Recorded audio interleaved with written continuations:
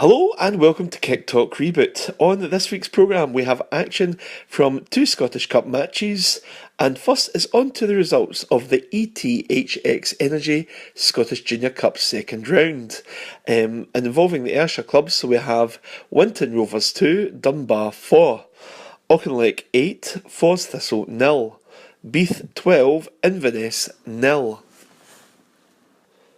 Craigmark 0, Cumnock 5, Girvan 2, East Kilbride Thistle 3, Hulford 2, Nairn 0, Irvine Meadow 5, Broxburn Athletic 2, Kilwinning 2, Larkhall 1, Luga 1, Linlithgow 3, Musselburgh 3, Darvel 2, Sauchie 3, Largthistle 1, Shotts Bonaccord 13, Muirkirk 0, Troon 3, Stonyburn 1, Whitlets 1, Jeanfield Swifts 2.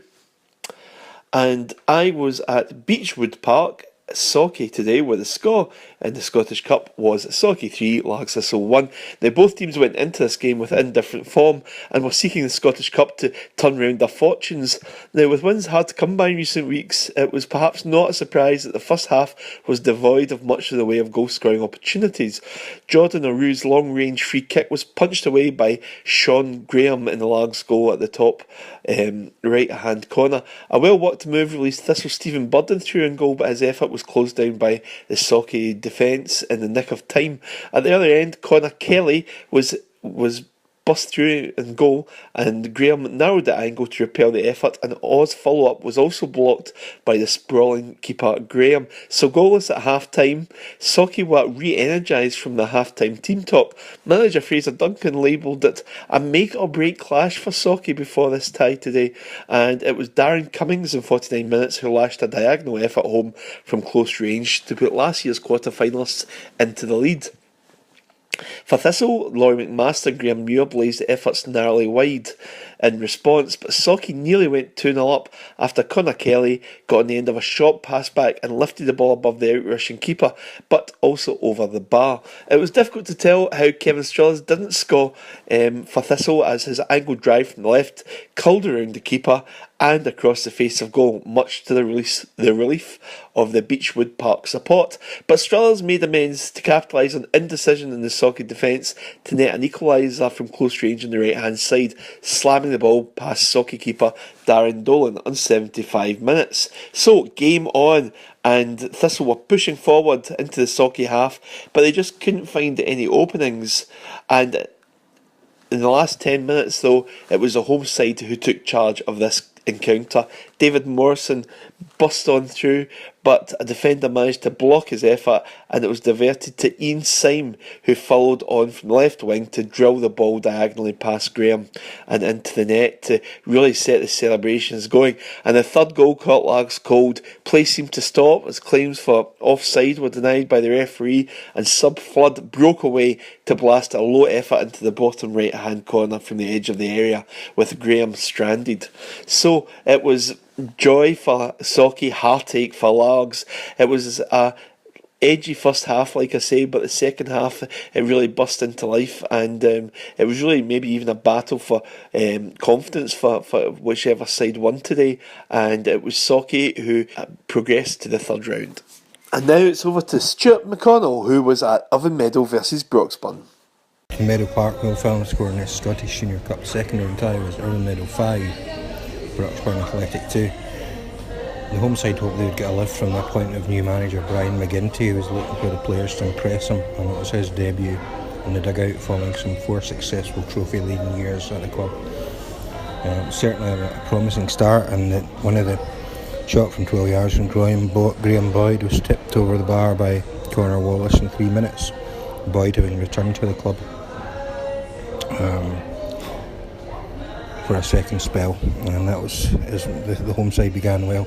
The other end, 3 minutes later, an effort from Alec Miller was booted off the goal line by Craig Buchanan. Yared Willett went in a surging run for Meadow in 16 minutes before screwing a shot narrowly wide and from 12 yards. Then 19 minutes, a James Marks shot from inside the box was blocked by a defender. However, 3 minutes later, somewhat against the run of play, Broxburn went ahead when the unchallenged Ross Nimmo was allowed to make a run to the edge of the box before dispatching a low shot beyond Craig Gordon and into the bottom corner of the net.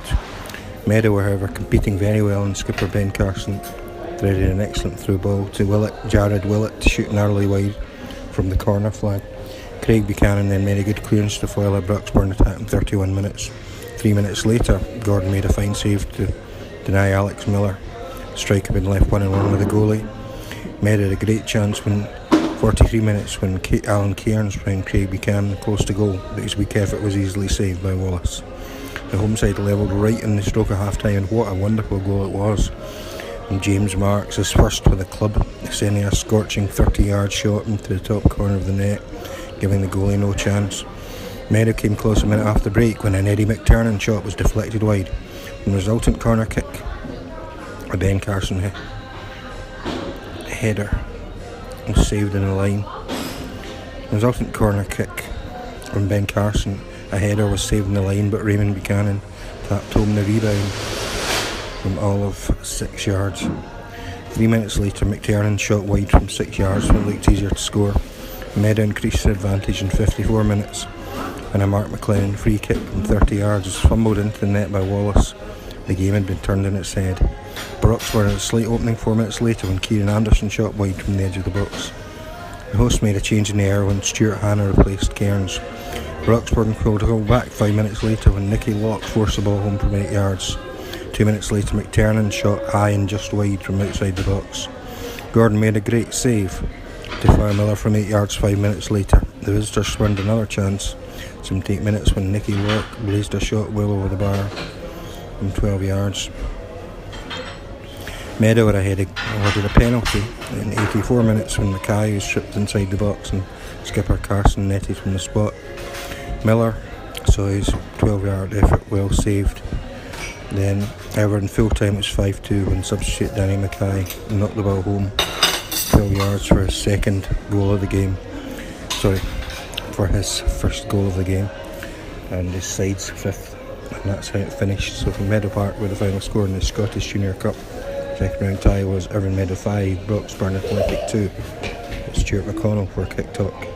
And after the match, Stuart spoke to new Irvine Meadow boss Brian McGinty. They'd never been in our box. Yeah. We started the game, we asked the boys to have a really good start, and we started the game well. It's bad defending from us. We'll need to work on that. We're just in the door, so we'll work on that, and that cost us. But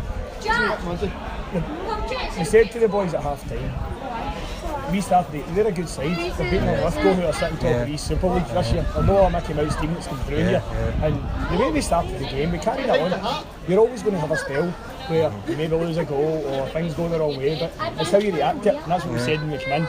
You're going to lose goals, you're going to lose games. How do you go and react to that? And the boys were brilliant. I mean, I think there wasn't a failure. They were excellent. They done what we asked them to do, and some of the goals were really what a time to get your goal that first, and what a goal it was as well. Well, I think that's it. If we'd have went in at half time, we deserved to go in at half time with a draw. We'd been the better team by a good bit, and I think if we were in at half time, it might have been difficult to lift them, but the goal just it puts them in a downer, and we deserved it. There was no doubt we deserved to go in at half time at the minimum with a draw. So we just asked them to get out the second half and say, you've got to believe you can go and beat them. Because I think, so obviously the way things have been going for the club, now we thought, well, team for the East Super League coming through and doing well in it, they're better than us, but we proved today that we were a better team than them. I don't think there was any doubt about that. And obviously Graham Boyd came straight into the team. How did you feel he got on in his it was excellent. I mean, we obviously only joined the club in sort of Tuesday, Wednesday, so it was tough for us. We know maybe 5 or 6 of the boys, and we know what their capabilities are, but a lot of the other boys had to we trained on Wednesday, but we didn't do much, just getting to know the boys. And obviously Boyd, I know, I tried to sign him a couple of times, and it wasn't so much it wasn't so much that I signed them so I played them. It was we felt they were going to struggle at the back with any pace, and that was the way had turned out, certainly in the second half. And but Dan came on and done great when he came on and got his goal, which he deserved, because he was the right boy to bring on. But no, Boyd had done well, but they all done brilliant. They were great.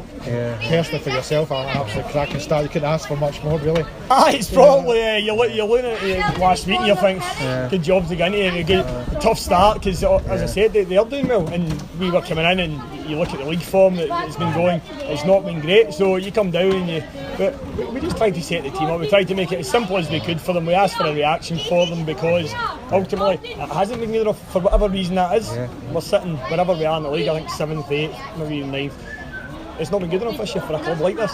So we asked them to give us something today, but we've also said to them in there that can't be it. That can't be, the new managers come in, we wanted to prove to them we're good players. If it doesn't happen like that and come on old next week, then there'll be changes made. It's as simple as that. We have to get this club back to not accepting bad performances. You're going to have them, but you can't just go, well, that's fine, we've had a bad performance. You need to go and react to it. And I'm sure if we play like that, then we'll start getting up the league, but we have to play like that. And thanks very much to Stuart McConnell for his reports. And that's it for another week of Kicktalk Reboot. We would like to just say, though, how sorry we were to hear about the passing of Hugh Drennan. Now, Hugh was a long-term pundit on West Sound and on Kicktalk over the years. He was a former Irvine, Meadow and Dundee player, and, let's say, very familiar to junior football fans throughout the region, also doing sportsman dinners. So his funeral service will be taking place on Monday at 11 a.m. at Fullerton Parish Church, and then onwards to Holmford's Bridge Crematorium. Goodbye.